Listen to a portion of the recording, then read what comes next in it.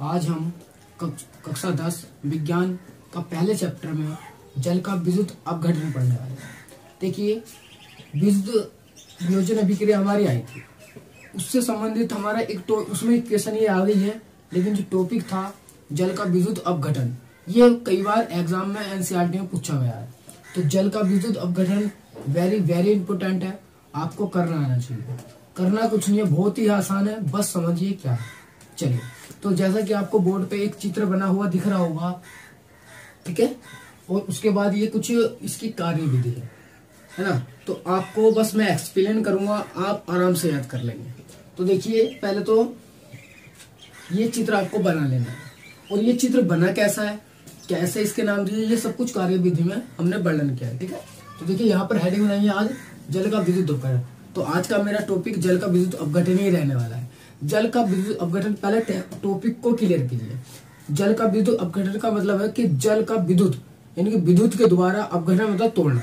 तो जल को करंट के द्वारा तोड़ना, यानी कि जल को धारा के द्वारा तोड़ना, यह हुआ हमारा जल का विद्युत अपघटन। अब होगा कैसे वो देखिए। तो देखिए, सबसे पहले आपको ये फिगर बना लेनी है, चित्र, ठीक है। मैं बता दूं, ये एक मग है और इसमें ये जल भरा है। ये हमारी एनोड की छड़ है, ये कैथोड की छड़ है, ठीक है। ये हमारा स्विच है, स्विच।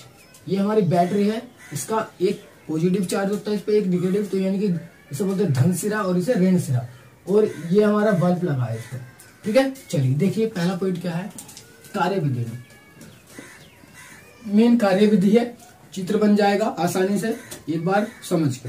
तो देखिए, जल का विद्युत अपघटन करने के लिए एक मग में जल लेते हैं, यानी कि पहला पॉइंट है, जल का विद्युत अपघटन करने के लिए एक मग में आपको जल लेना होगा। क्या लेना होगा? जल, ठीक है, जल लेंगे। चलिए, दूसरा, विद्युत धारा प्रवाहित करने के लिए बैटरी को स्विच लेते हैं तथा उसे एनोड व कैथोड से जोड़ते हैं।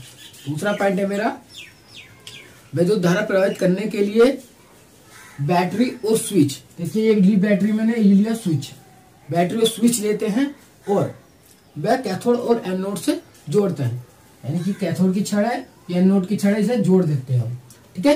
कैथोड को माइनस चार्ज से और एनोड को प्लस चार्ज से जोड़ दिया। चलिए, विद्युत धारा प्रवाहित करने के लिए स्विच ऑन करते हैं। एक बात और, आप चाहे तो ये भी लिख सकते हैं, ये वाला सर्किट पूरा खराब है ना, इसको जोड़ दिया, ये पूरी बात इसमें आगे जोड़ते हैं और ये एक बल्ब लगाते हैं, ठीक है। ये बात इसमें जिक्र नहीं करा है, आप चाहे तो लिख सकते हैं अपनी तरफ से। एक बल्ब, ये बल्ब किस लिए लगा है, ताकि जैसे हम इसे करंट देंगे तो हमारी ये बल्ब जल जाएगा, बता देगा कि हमारी धारा प्रवाहित होने लगी है, इसलिए, ठीक है।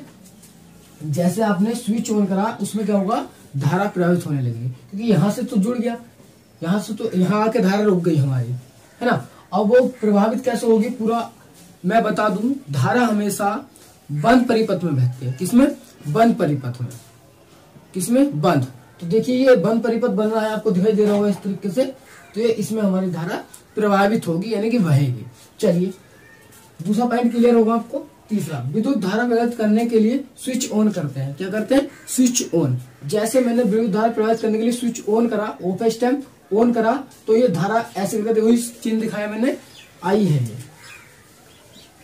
आई है, आई धारा मेरी प्रवाहित करने लगी, इसमें से निकली, यहां से इस तरीके से सर्किट पूरा बंद परिपथ इसमें बना लिया, ये ऐसे करके बहने लग गई है, ठीक है। चलिए, अगला पॉइंट, विद्युत धारा प्रवाहित करने के लिए स्विच ऑन करते हैं। अच्छा, ये तो हो गया।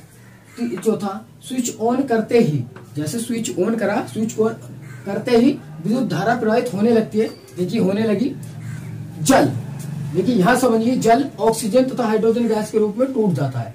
ऐसा जैसे किया तो विद्युत धारा प्रवाहित होने लगी और जल मेरा टूट गया, किसमें? हाइड्रोजन और ऑक्सीजन में। चलिए, जिसकी रासायनिक समीकरण निम्न है, जिसकी रासायनिक समीकरण निम्न है मतलब नीचे है, ये रही 2H2O। ये समझिए, ये जल लिया मैंने, 2H2O जल का फॉर्मूला है, H2O है जल का, और 2 हमने इसका रो लिया है। चलिए, विद्युत धारा, देखिए तीर के ऊपर विद्युत दिखाया है, विद्युत यानी कि करंट दिया, तो ये H2 + O2 में टूट गया। क्या में? H2 हाइड्रोजन गैस होती है, O2 ऑक्सीजन गैस होती है, टूट गया। अब समझिए, देखिए रिएक्शन पीछे भी आई थी, मैंने वहां भी अच्छे से समझाई है। तो देखिए, ये जल टूटा, H2 और O2 में।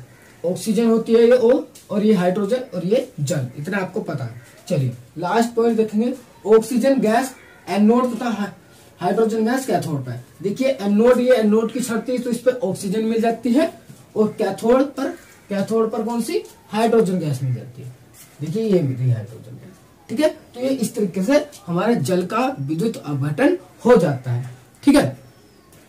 तो एक बार और रिपीट करूंगा, एक मग लेंगे, उसमें जल भर लेंगे और उसमें दो छड़ डालेंगे, एक एनोड की एक कैथोड की, ठीक है। और एनोड की और कैथोड की छड़ को स्विच से और बैटरी से जोड़ देंगे और ऊपर भी एक बल्ब से जोड़ देंगे हम, इसका बंद परिपथ बना देंगे। बना दिया, फिर आप स्विच ऑन करेंगे, तो जैसे स्विच ऑन करेंगे विद्युत धारा मेरी बहने लगेगी, क्योंकि बंद परिपथ बन गया तो उस जगह मिल गई, बंद परिपथ में वो इस तरीके से बहने लगेगी। जैसे बहेगी वैसे जल क्या हो जाएगा, वो टूट जाएगा, दो भाग में टूट जाएगा, हाइड्रोजन और ऑक्सीजन में, ठीक है। टूट गया। चलिए जिसकी रिएक्शन याद कर लेंगे कि 2H2O एरो ऊपर विद्युत धारा और 2H2 प्लस O2, ठीक है। चलिए फिर क्या लिखेंगे, तथा कि एनोड पर ऑक्सीजन और कैथोड पर हाइड्रोजन गैस प्राप्त हो जाती है। आपको इस छड़ पे कौन सी मिलेगी, ऑक्सीजन, और इस छड़ पे हाइड्रोजन गैस हमें मिल जाएगी, ठीक है। तो चलिए आप इसका देखिए, इंपॉर्टेंट है, बोर्ड एग्जाम में पूछी गया है जल का विद्युत अपघटन। चलिए आप इसका स्क्रीनशॉट ले लेंगे, तो आप इसे लिख के भी याद कर सकते हैं। और चित्र आपको देखो बनाना आना चाहिए। चित्र अगर एग्जामिनर को चित्र भी अच्छे से दिख जाता है बना हुआ इस तरीके से, तो वो समझ जाएगा बच्चे को कुछ आता है और वो अपना नंबर दे देंगे। अगर चित्र ही सही से नहीं बनता तो फिर प्रॉब्लम आती है, ठीक है। तो आप चित्र अच्छे से समझ लेंगे और बनाना सीख लेंगे। चलिए तो फिलहाल आज का टॉपिक जो था मेरा इसी पर समाप्त करता हूं मैं। अगले टॉपिक में मिलेंगे ऊष्माक्षेपी और ऊष्माशोषी अभिक्रिया के साथ। इंपॉर्टेंट अभिक्रिया है ऊष्माक्षेपी और ऊष्माशोषी, ठीक है। तो उन अभिक्रिया को हम अगले टॉपिक में पढ़ाने वाले हैं। आज के लिए इतना ही, चलते हैं। जय हिंद।